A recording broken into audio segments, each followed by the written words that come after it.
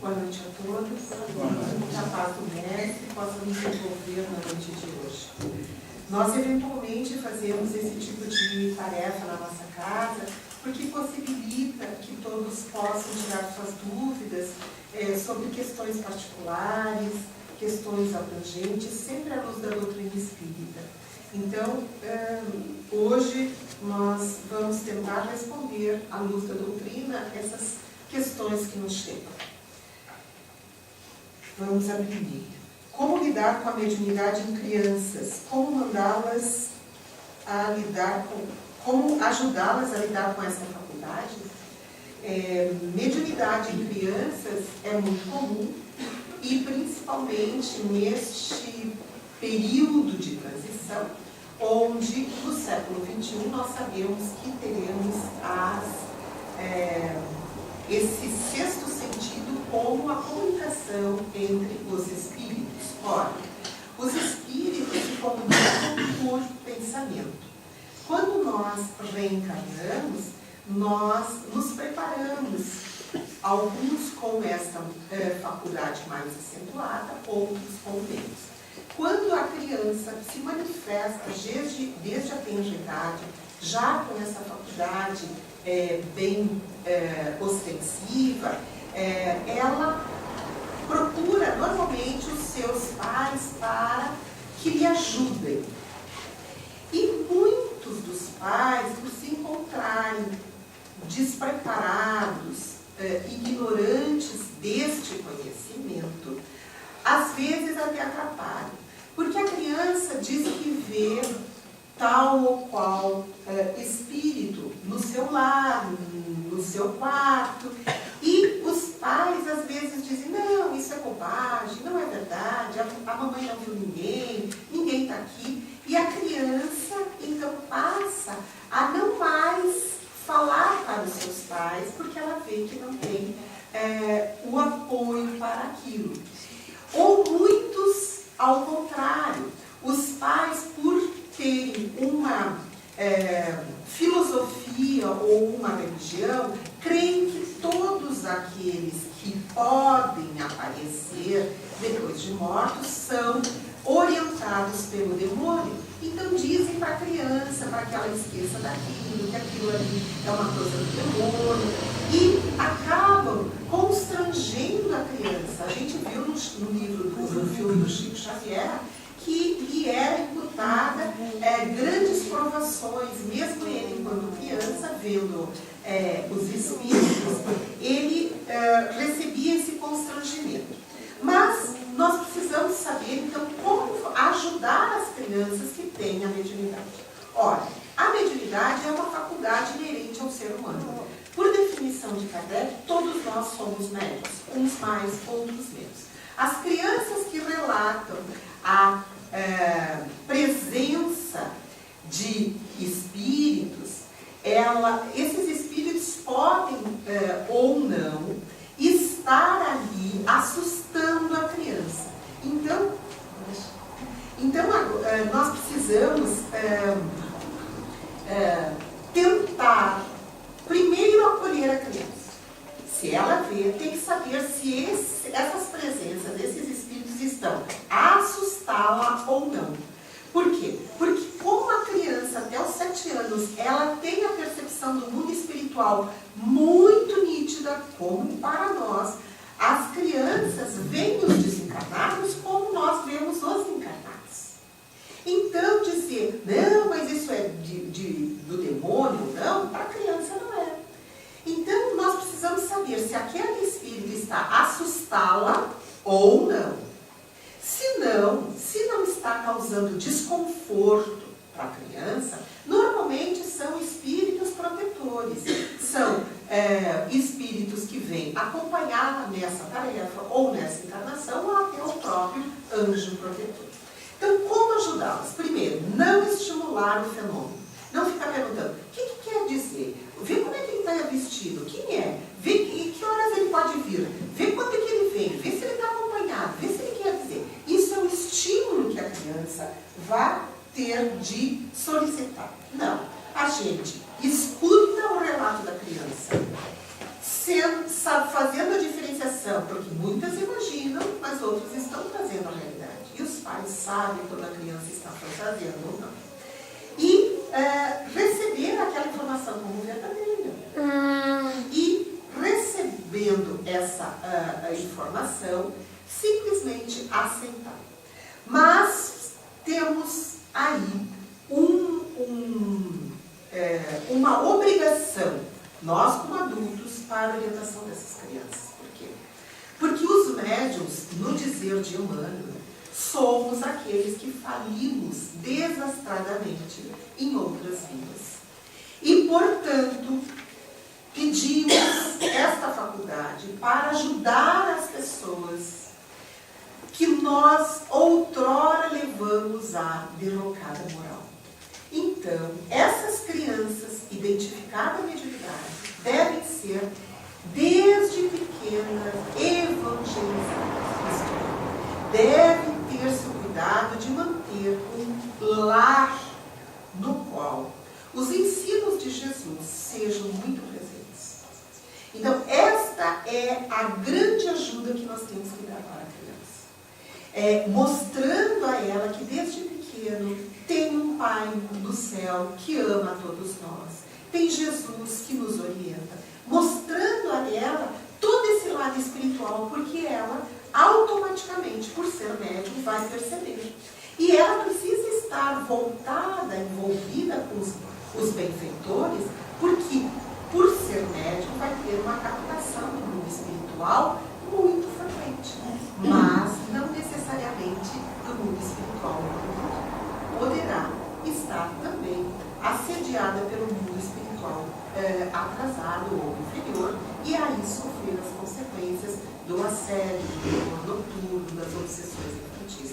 Então, assim, a gente deve manter essas crianças asseadas espiritualmente, fazê-la compreender da oração, fazê-la compreender do poder do anjo de guarda, mostrar a ela que sempre ela pode contar com os pais na sua orientação, mas principalmente com os bons anjos, porque eles sabem do passado espiritual dessa criança. Às vezes os pais, por receberem a criança, creem que estão recebendo um espírito recém-criado junto com o corpo. Não é verdade. Esse espírito, às vezes, é mais antigo que os próprios pais. Então, os benfeitores é que sabem da nossa história pretérita. Muitos de nós não conhecemos quem são aqueles espíritos dos quais nós estamos gerando, os quais nós estamos recebendo no nosso lar. Mas, se nós olharmos atentos às tendências das crianças, às propensões daquela criança, nós vamos já identificar quais os limites que deverão ser dados, quais os contornos a serem corrigidos para que essa criança não venha a falhar novamente. É assim que a gente ajuda. Quando é que agimos nós mesmos sem a vontade e pensamento dos obsessores? Esta foi o tema da aula da palestra da semana passada. Quando nós nos conhecemos, nós vamos saber que os pensamentos são nossos e não dos obsessores.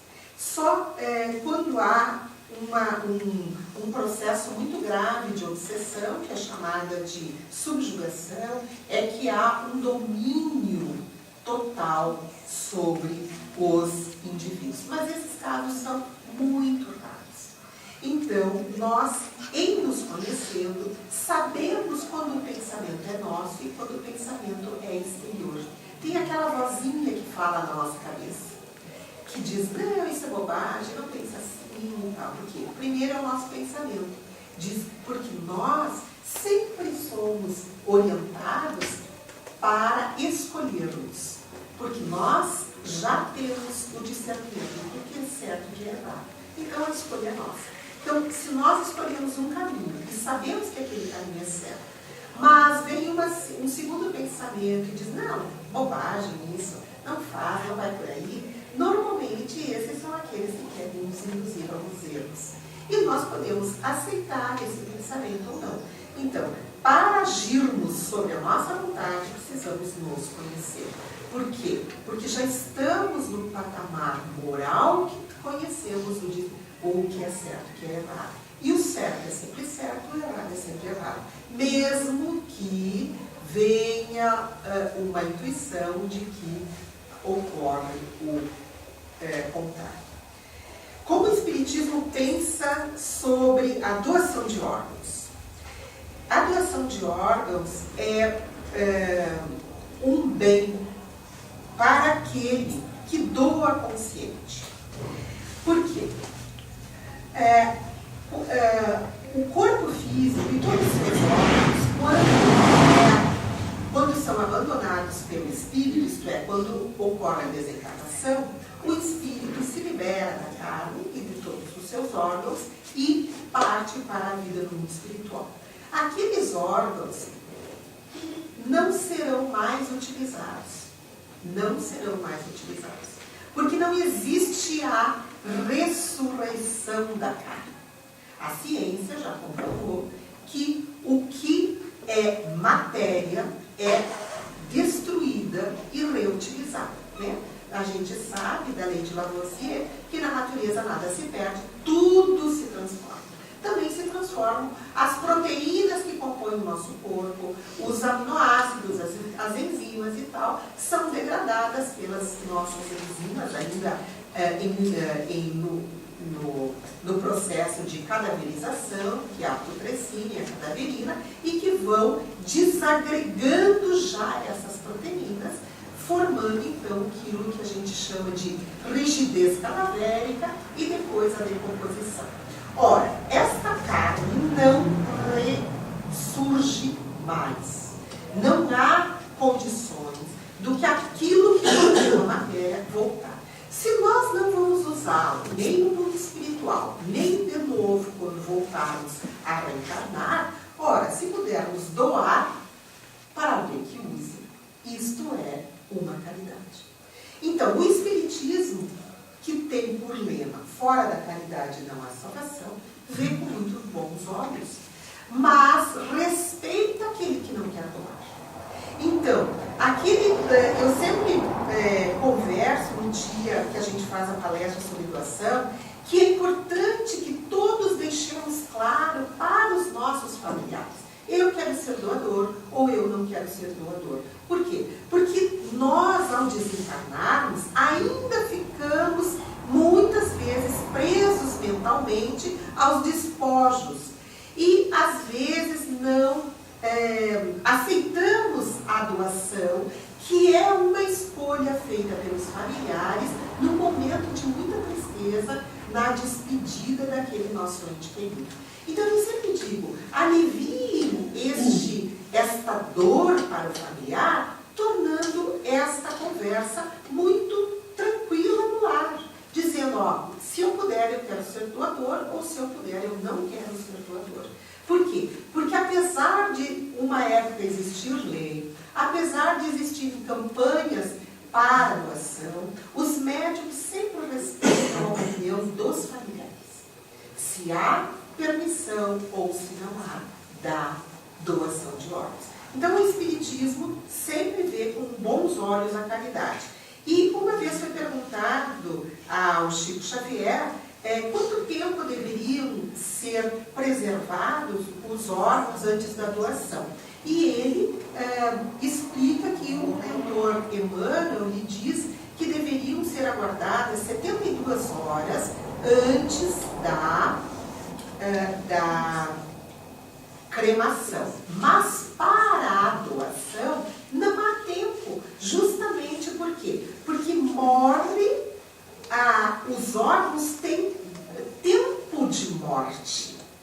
Então a gente sabe que as córneas são os órgãos que ainda levam mais tempo, mas nós temos menos tempo para um coração, para um pulmão, para um rim, etc. Né? Então, para a doação, não importa. Quem vai determinar a doação são os médicos que compõem a equipe de transplantes. Para a cremação, sim. Então, para a doação, é importante que os familiares já saibam de de antemão se o indivíduo quer doar ou não. Porque às vezes, quando a família decide doar, já passou o tempo do transplante de tal ou qual órgão, né? Então, não há tempo da doação. O que importa é a medicina que mantém esses órgãos rígidos, né, para o transplante. Para a cremação, sim, há tempo, mas para a doação, não.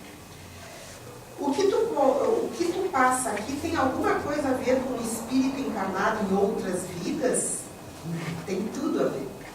Por quê? Porque apesar de nós, ora, reencarnarmos como homens, como mulheres, como ricos, como pobres, como brancos, como pretos, como brasileiros, como estrangeiros, apesar de reencarnarmos de maneiras diferentes, a vida do espírito é única.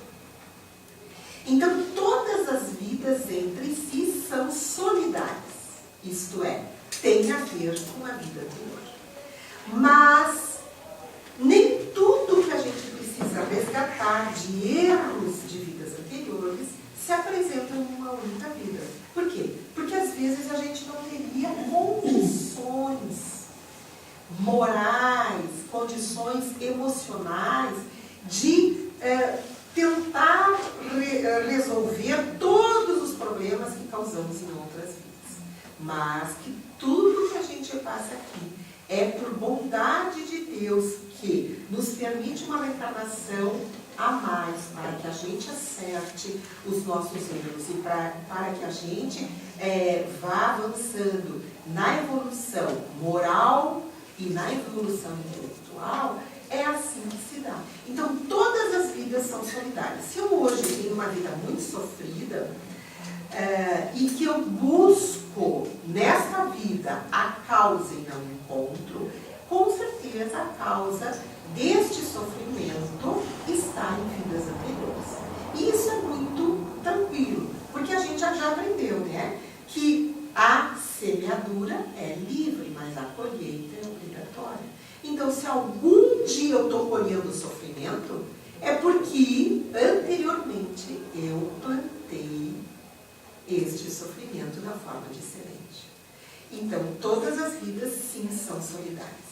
Por outro lado, eu sempre digo, se hoje eu padeço, é porque eu já estou em condições de reparar o que eu fiz. Por isso que a gente compreende quando Jesus disse: bem-aventurados os aflitos, pois que serão consolados. Como que a gente vai entender ser bem-aventurado se sofre? Ora, é que se nós já estamos sofrendo pelo mal causado, nós já estamos reparando os erros que outrora fizemos. Porque tem muitos de nós que ainda estão cometendo erros. E erros bem graves que hoje a gente já não cometeria. Então, nós já estamos na fase de reparação. E esta fase de reparação tem um custo emocional, tem um custo de sofrimento.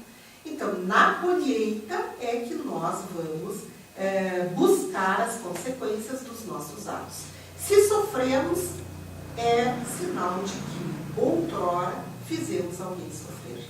Porque diante das leis de Deus, de um Pai absolutamente bom e justo, ninguém sofre injustamente.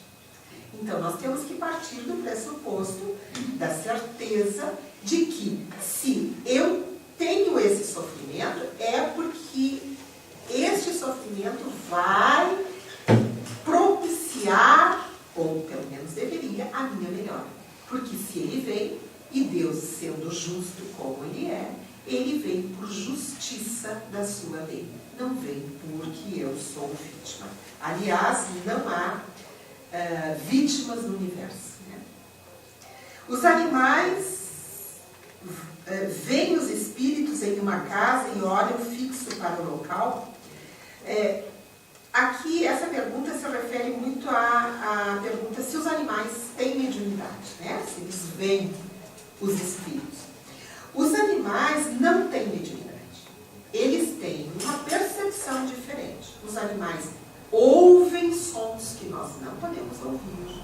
Eles têm comprimentos de visão que nós não podemos enxergar, né? Aí a gente vai ver o exemplo do morcego na audição, da águia na visão. Nós não temos esse comprimento de onda de que nos possibilite essa visão. Os animais têm, diferentes de nós.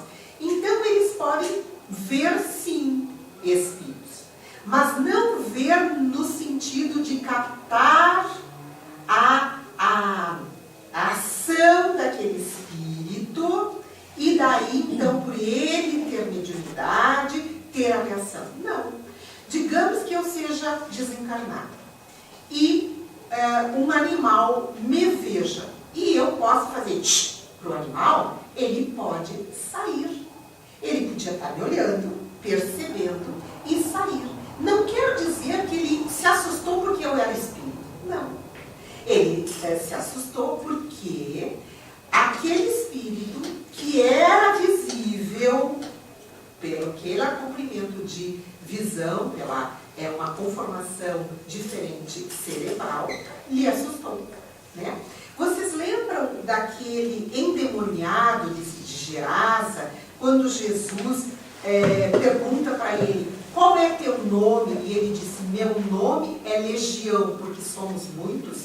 E Jesus faz a desobsessão, né? Expulsa aqueles demônios, e está relatado que uma vara de porcos, percebendo, caiu no precipício. Muitos interpretaram que esses demônios entraram nos porcos e que daí eles caíram no precipício. Ora, não é verdadeiro isso. Por quê? Porque nós temos uma conformação. Existe o nosso corpo perispiritual, que é o revestimento do espírito e que se adapta com espíritos. Quando nós chegamos no patamar de espíritos na fase hominal, nós não temos mais como retroagir para a fase animal.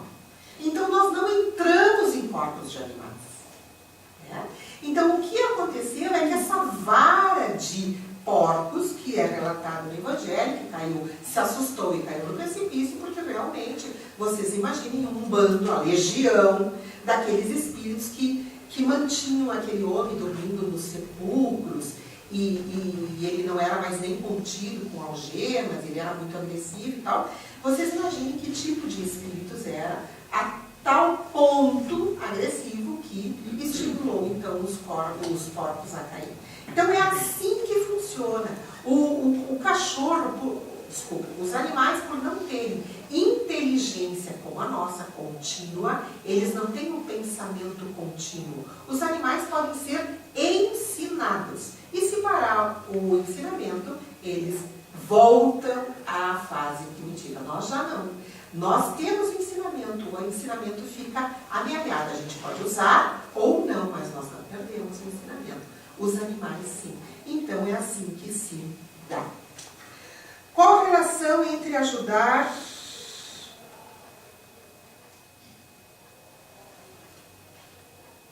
não consigo entender. O ajudar instantâneo da doutrina espírita e a lei do merecimento? O que recebe ajuda? Acho que é isso. Qual a relação entre o ajudar instantâneo da doutrina? Talvez assim, e a lei do merecimento. O ajudar instantâneo talvez seja ou curas ou o ajudar a caridade material, né? Não sei bem a pergunta. E o merecimento. Como a lei da evolução é a lei de caridade, e nós somos os instrumentos que Deus coloca na vida de todos para uns ajudarmos os outros, nós não temos que buscar se o fulano tem o merecimento de receber ou não. Às vezes, Deus nos colocou no caminho daquele indivíduo para que nós possamos ser instrumentos de cessação do sofrimento do indivíduo. Então, a nossa função é ajudar. Se o indivíduo tem merecimento ou não cabe a nós sabermos. Porque a lei do merecimento, ela é conhecida dos benfeitores e das leis, e está inserida nas leis de Deus. Então, nós temos a obrigação moral, quando assim já está na nossa consciência, de ajudar. Se o indivíduo vai ter o merecimento ou não de ser ou curado, se é uma cura espiritual, ou ser contemplado com uma desobsessão, ou ser ajudado materialmente, isso vai ser da ordem da lei divina que cada um contempla de acordo com o seu merecimento. Mas não esqueçamos que nós temos o merecimento, mas temos também o acréscimo da misericórdia do Pai. Então, às vezes, a gente vê pessoas que se comprazem ainda no mal e que têm, às vezes, ajuda quando se arrependem, quando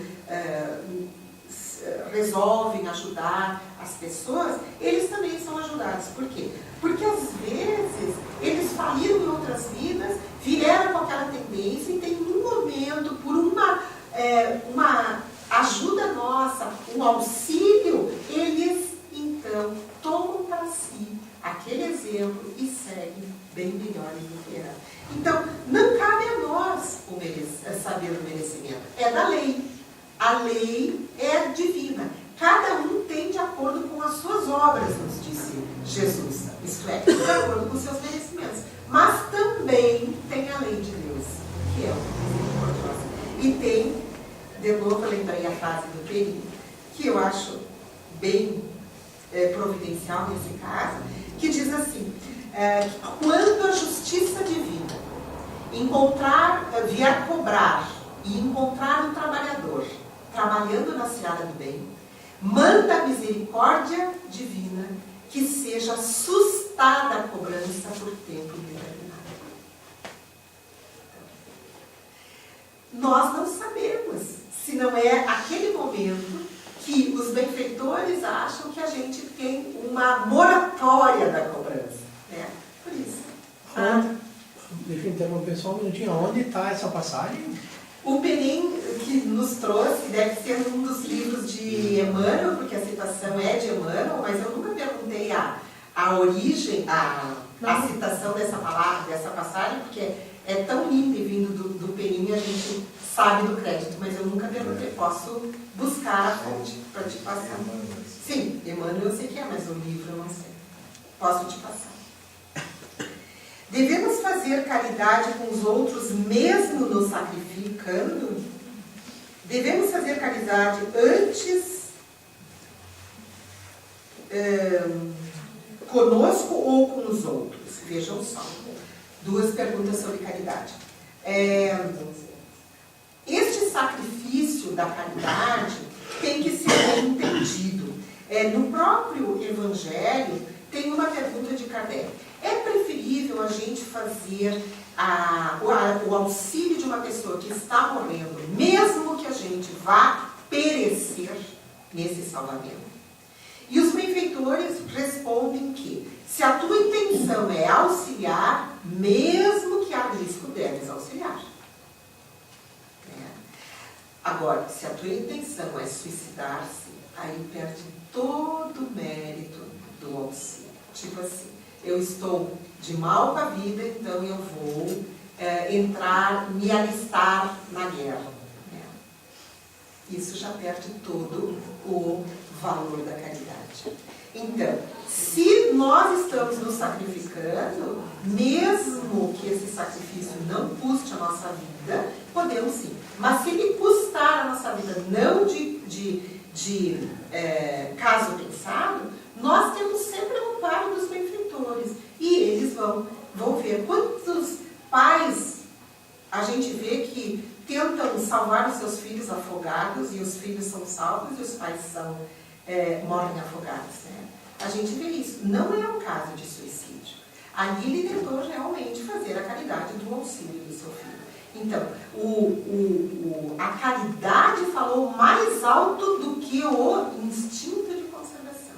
Aquele rapaz que, agora me lembrei do incêndio de Santa Maria, que ele entrou várias vezes e salvou várias pessoas e ele acabou perecendo. Né? O instinto da caridade, do auxílio, falou muito mais alto que o instinto de conservação.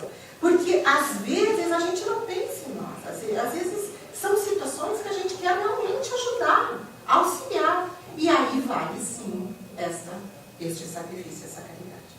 Devemos fazer caridade antes conosco ou com os outros. Aqui nós temos que raciocinar da seguinte maneira. Nós temos duas tarefas durante a encarnação. A primeira é a nossa evolução. E a segunda é, à medida que a gente evolui, ajudar os outros a evoluir, né? Auxiliando então Deus na cocriação, porque Jesus disse que nós somos co-criadores. Nós auxiliamos o Pai, cada uma das suas tarefas, a ajudarmos a completar a obra. Mas aqui tem que ter um limite entre o egoísmo, tudo para mim, e a minha tarefa evolutiva. Então, aí nós precisamos saber se essa caridade é a caridade, por exemplo, eu tenho um filho que tem muitas dificuldades morais, e eu oriento para o bem, e eu estimulo, e eu ensino, e mesmo assim a conduta dele é divergente do meu ensinamento. Ora, eu não posso tentar destruir a minha vida para salvar a dele. Por exemplo, a gente vê tantos casos de mães que matam filhos drogados, né? Ontem nós estávamos comentando a respeito de uma mãe que ela disse que ela não aguenta mais e ela disse que prefere ver o filho dela morto do que dessa maneira. A tal ponto que ela disse, um dia eu mesmo mato. Vejam só. Então, ela está destruindo a sua vida. Porque matar, além de ir contra as leis de Deus, não vai resolver o problema nem dela nem dele. Só vai piorar, né? Então, nós temos que ver essa situação. Se não é egoísmo dela de não querer passar esse sofrimento, ou se ela poderia reagir assim, internar o menino, que é o que a gente orientou, internar esse menino, mesmo que ele fique distante, porque hoje já existe essa lei da internação compulsória, onde ela poderia também tentar se estruturar como mãe. Então, esta caridade, ela estaria fazendo primeiro com ela, mas também estaria fazendo com o outro. Não adianta a gente pensar só em nós, porque nós temos a tarefa da evolução. Mas também não adianta eu pensar só no outro, esquecendo da minha tarefa evolutiva. Porque a maioria de nós ainda está aqui para evoluir. Nós temos poucos Chico Xavier, nós temos poucas Madre Teresas que voltaram a sua vida para o outro. Nós ainda estamos na condição moral de nós nos melhorarmos para a nossa evolução. E daí sim, ajudarmos a evolução do outro. Então, a evolução é individual, mas não é solitária. O caminho tem que ser caminhado por cada um de nós, mas não quer dizer que isso seja isolamento nesse caminho. Nós fomos colocados diante dos nossos companheiros de jornada, obedecendo à lei de sociedade, para juntos uns ajudarmos os outros.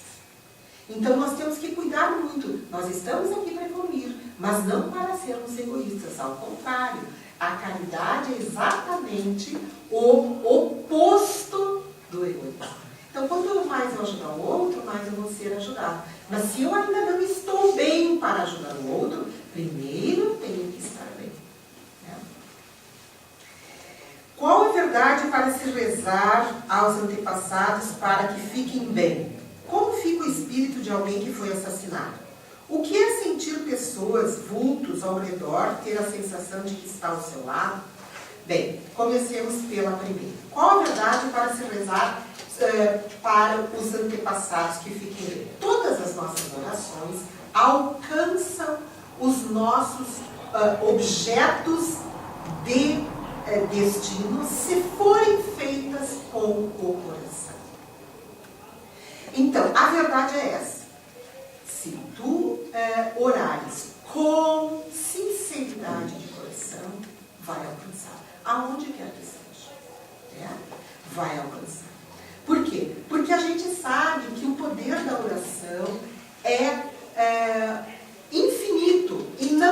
barreiras. E todo aquele que pede sinceramente será alcançado. A gente pode orar diretamente para este indivíduo, a gente pode orar para alguém que a gente confia, um santo, uma pessoa especial, ou alguém que a gente crê que seja muito bem, ou pode orar diretamente a Jesus, ou diretamente a Deus, ou diretamente a Nossa Senhora. Por quê? Porque Jesus é o nosso modelo e guia, Maria é a nossa mãe espiritual, e os outros são os benfeitores que, em nome de Deus, vêm nos auxiliar. Então, a verdade, ela existe, mas nem toda oração chega. Por quê? Porque eu digo, tem vezes que a gente faz as orações e que não chegam nem perto da nossa casa, quanto mais aonde esteja. Por quê? Porque não são feitas com a sinceridade do coração. E daí não vão encontrar. Não é o poder da oração que não existe. É a minha sinceridade que não foi acrescentada nas palavras que saíram só da boca e não do coração. Como fica o espírito de alguém que foi assassinado? Normalmente, os espíritos que têm morte violenta programaram esta desencarnação antes de vir para cá. Alguém assassinado teve a morte violenta, né? Então, o espírito, se for evoluído, ele automaticamente vai sentir a presença dos benfeitores, que vão lhe tentar explicar como que houve essa desencarnação tão doce. Mas se for espíritos menos evoluídos, ou se for espíritos ainda muito apegados à matéria, né? Normalmente jovens ou com muito planos de vida, e de repente assassinados, eles se veem voltados ainda para as coisas materiais. E muitos deles podem se revoltar e se tornarem obsessores daqueles que os tiraram a vida. Eu lembrei agora do caso de uma passagem que o Divaldo comentou numa das palestras, onde ele estava fazendo uma palestra no interior do Brasil e soube que naquela cidade um vizinho tinha matado o outro vizinho numa briga e os dois eram de menor. Naquilo se apresenta a mãe do que tinha sido assassinado. E a Joana de Ângeles, que é a mentora espiritual de Divaldo, se apresenta do lado da mãe e diz para o Divaldo mentalmente: dê os parabéns a essa mãe. E o Divaldo ficou assim, porque a mãe recém tinha perdido um filho assassinado. E ele não conseguia, e a Joana firme dizendo: dê os parabéns para essa mãe. E ele cedeu e disse: olha, eu gostaria de lhe dar os parabéns. E a mulher ficou constrangida e muito, né? Ela disse: como que o senhor me dá os parabéns? Eu recém perdi meu filho. E daí a Joana intui o Divaldo dizendo: muito maior o sofrimento da mãe daquele que matou,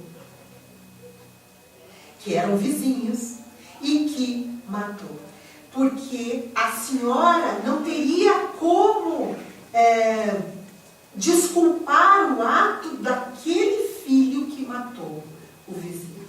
E ela está, e daí ele explica que a Joana estava ali e que estava dizendo isso, e que ela deveria agradecer a Deus que ela era mãe do que tinha sido morto e não mãe do que tinha assassinado.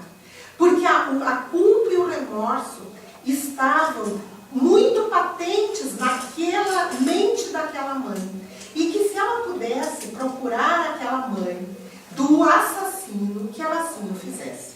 Tempo depois, o Divaldo diz que volta para aquela cidade e essa mãe vem ter com ele, a mãe do filho morto, e dizendo que ela compreendera a orientação da Joana de Ângeles e foi visitar a mãe do assassino.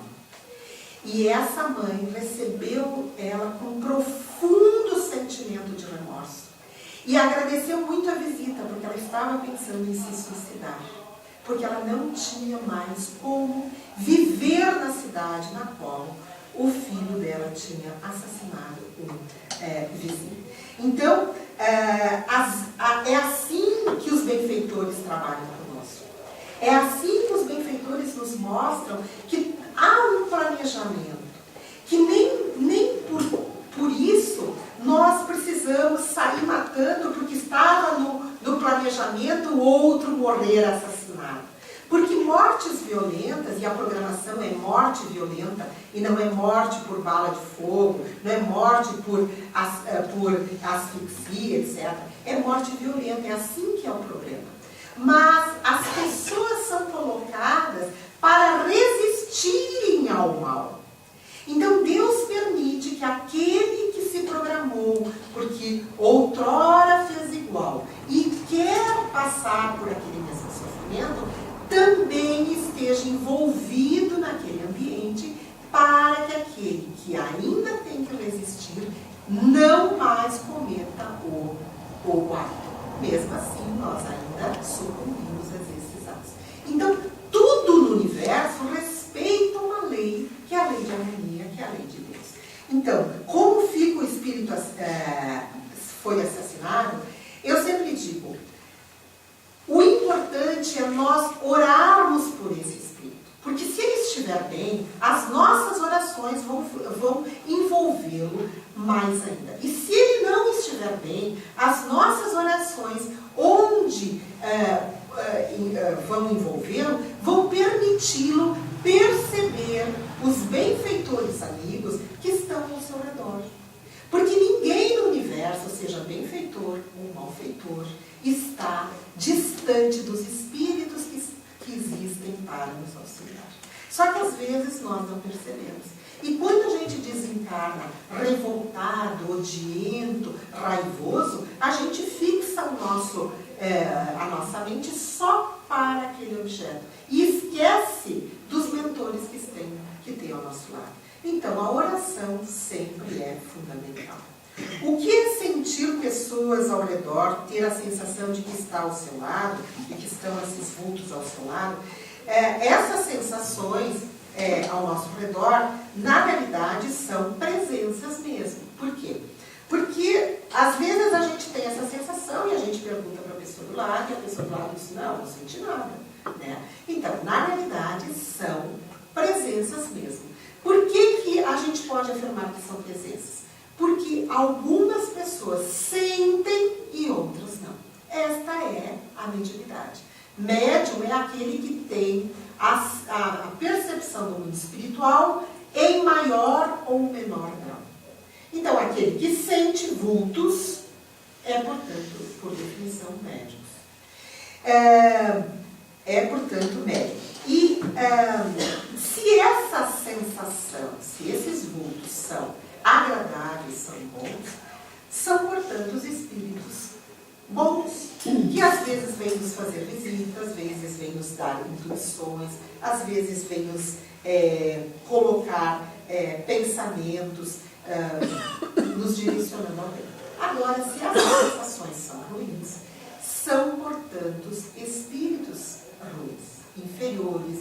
Às vezes eles vêm nos assustar, às vezes eles vêm trazer pensamentos ruins, de que a gente cometa erros, de que a gente não evolua. Por quê? Uns nem conhecem a gente, mas a gente, como atrai pelo pensamento, se tem discussões, divergências ou situações que nos fazem pensar em questões que nos levem a pensamentos depressivos, nós podemos ser conectados por esses indivíduos que também são depressivos. Então, eles não se aproximam de nós porque nos querem mal. Eles se aproximam de nós porque nos encontraram vibrando no mesmo diapasão, no mesmo comprimento de onda, e nos encontram e se conectam conosco. Né? Como a gente faz para dissipar este ambiente? Através da prece. Através da prece. A gente não deve dizer assim, bom, agora que eu sei que é um espírito, eu vou ver que espírito é que está aí. É fulano, é beltrano, é cicrano. Se for, que bata a porta. Se não for, olha. Gente, quando eu era jovem, eu também fiz a sessão do copo. E não é recomendável. A sorte que a gente sempre tem alguém de bom senso a nos proibir. Por quê? Porque os espíritos não têm compromisso com a verdade. Aqueles espíritos que vêm com este intuito, eles não têm compromisso conosco, nem com a verdade. Então, se eu disser que se é o Espírito de Jesus, ele pode bater a porta porque eu pedisse e batesse, que é porque ele está pouco se ligando. Porque os bons espíritos não vêm com os nossos chamados por curiosidade. Os bons espíritos trabalham muito, se dedicam ao bem. Eles não têm tempo para as nossas comprovações de bater porta, de bater janela. Eles não têm. Então, o que eu posso fazer quando eu identifico espíritos na minha casa? É orar. Se eu identifico que é meu pai, que é minha mãe, que vem fazer uma visita, agradeço a visita.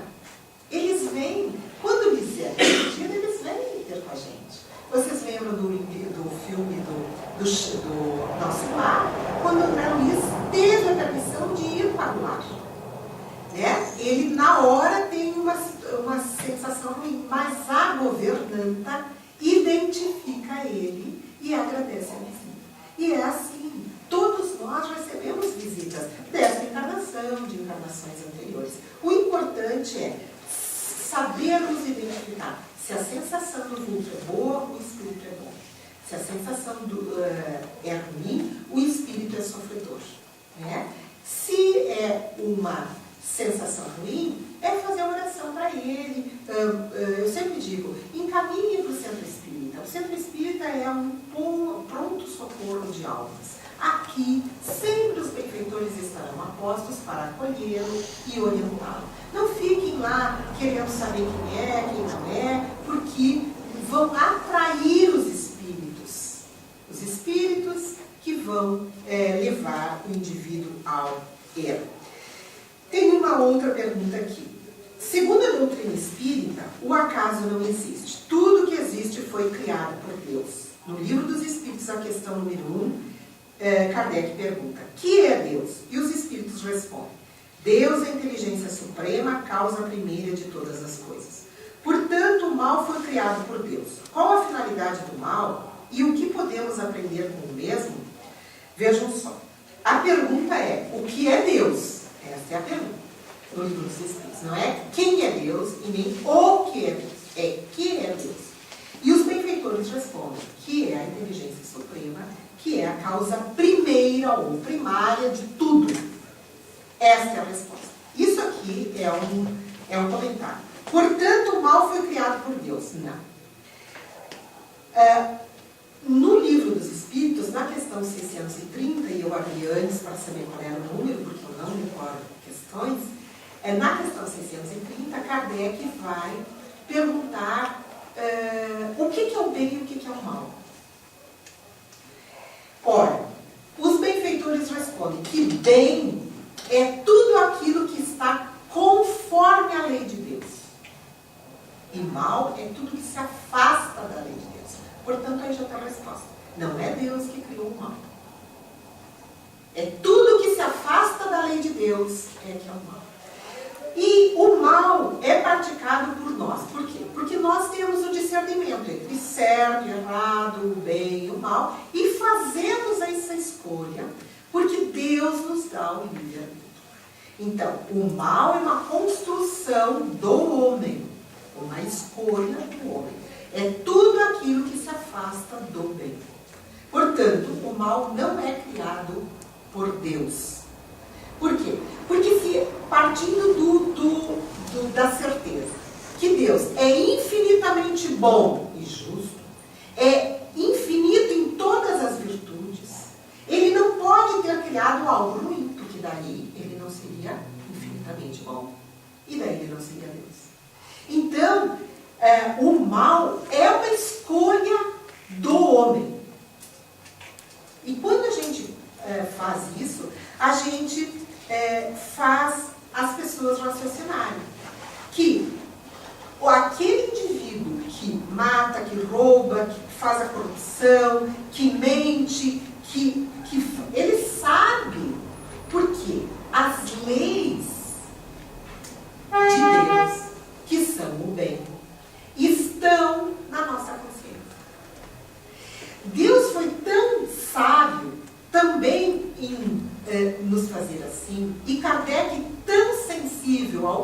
perguntar, na questão 625 do Livro dos Espíritos, onde estão espíritas das leis de Deus, e os benfeitores dizem na consciência, para que ninguém, pobre, rico, inteligente ou burro, analfabeto, ignorante, tenha dificuldade em buscar. Estão nas consciências. Então, todos nós sabemos o que é certo e errado. Portanto, a prática do bem ou a prática do mal é uma escolha do homem. E aqui diz assim, qual a finalidade do mal e o que podemos aprender com isso? Ora, tudo tem um fim útil, né? A finalidade do mal, eu sempre digo, é nos mostrar que a colheita do mal praticado é o sofrimento. Quem gosta de sofrer, pratica o mal. Quem não quer mais sofrer, já escolhe a prática do bem. Então, Deus permite que o homem faça o bem e o mal, porque Deus nos deu o livre-arbítrio. E nos deu a liberdade de nós não sermos marionetes, porque assim não teria razão de Ele ter nos criado simples e ignorantes do bem e do mal. Ele nos criou todos iguais, com a ignorância das escolhas. Por isso que às vezes a gente escolhe um caminho que não dá certo e a gente escolhe o outro. Então, esta caminhada que é nossa vem junto com as opções de escolha, que às vezes nos levam à prática do mal e às vezes nos levam à prática do bem, mas sempre com a liberdade de escolha, nos possibilitando assim a todos buscarmos a aprendizagem com as nossas escolhas. Não, eu fui por tal caminho, mas não deu certo, errei. Então eu tenho que refazer esse caminho. Então, às vezes nós erramos, mas infringimos o mal, isto é, plantamos o mal para outras pessoas. Temos que aprender com essa plantação e buscarmos errar erros novos, né? No processo de aprendizagem, todos nós sendo aprendizes, nós temos que aprender a fazer. Se a gente não aprende na primeira vez, pelo chamamento amoroso de Deus, que é com a prova, a gente aprende na enésima vez com a expiação, que é com a dor. Então, se a gente não aprende com amor, aprende com a dor. E a dor é o resultado da prática do mal. E esta está sob a lei de causa e efeito. Então, todos nós precisamos praticar o mal para sabermos? Não. O mal não está necessariamente no caminho do Espírito. Nós podemos atalhar, fazendo bem. Por isso que Jesus fortaleceu a máxima. A cada um será dado segundo as suas obras. Se nós nos esforçarmos, se nós nos capacitarmos para a prática do bem, nós vamos ter menos sofrimento nesta caminhada. Agora, se a gente insistir no mal, teremos maior sofrimento. Vamos ver estas aqui. Acordei durante a noite e senti um peso em cima de mim. Não tinha nada. Quando desço as escadas da garagem, somente à noite, sinto alguém atrás de mim.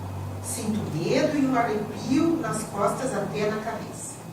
Tenho algum problema em usar roupas de familiares já falecidos?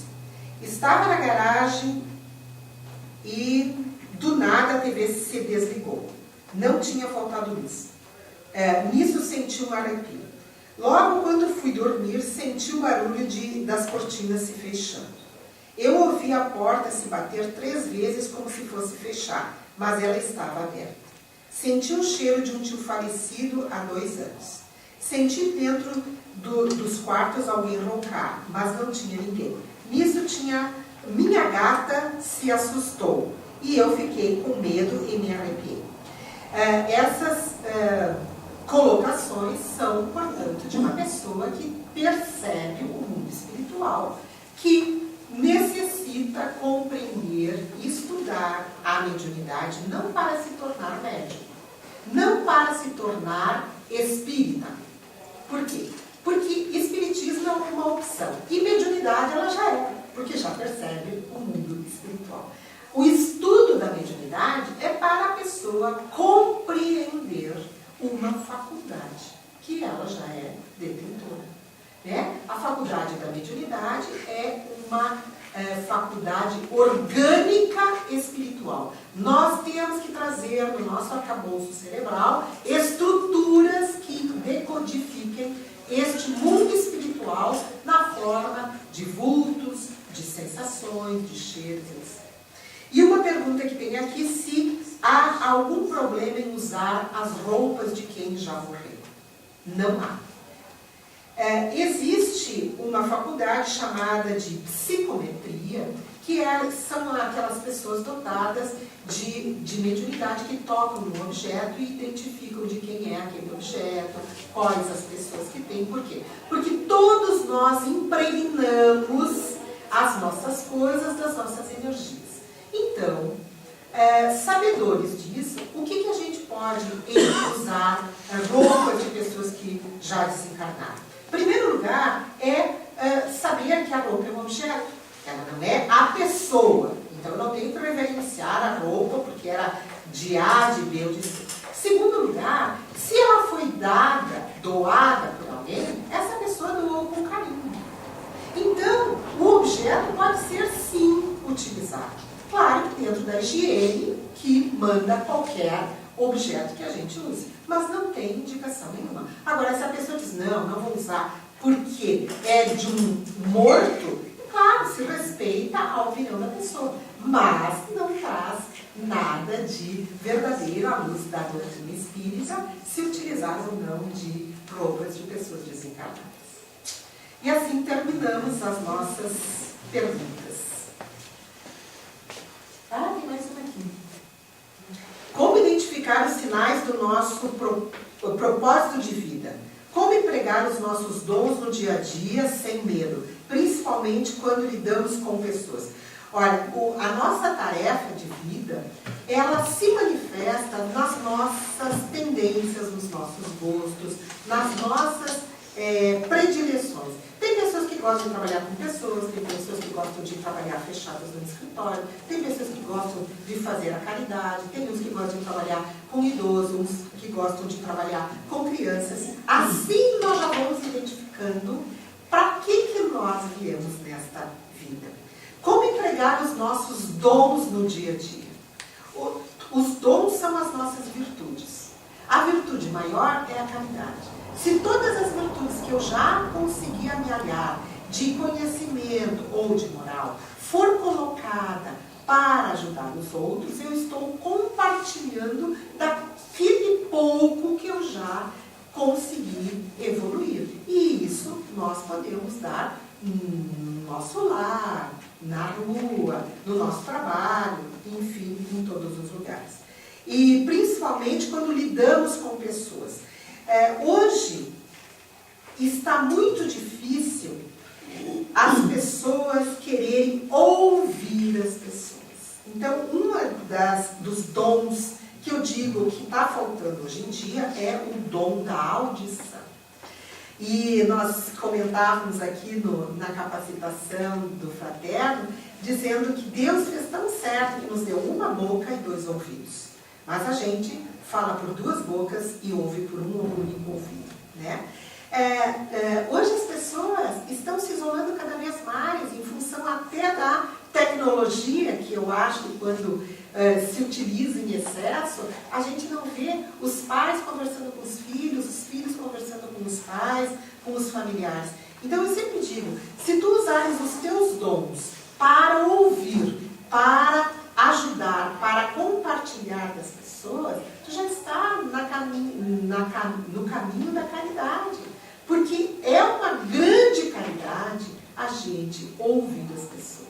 Então, todos nós podemos auxiliar as pessoas, mesmo não sendo com coisas materiais. Porque muitos de nós, às vezes, não possuímos recursos financeiros para auxílio, mas o auxílio da audição todos temos. Então, que possamos fazer bom uso das nossas virtudes, que ainda são muito pequenas, mas que já existem em nós. Com isso, então, encerramos. Vamos fazer a prece, agradecendo a presença de vocês, as questões que nos enriquecem e buscando, então, a sintonia com os mentores amigos.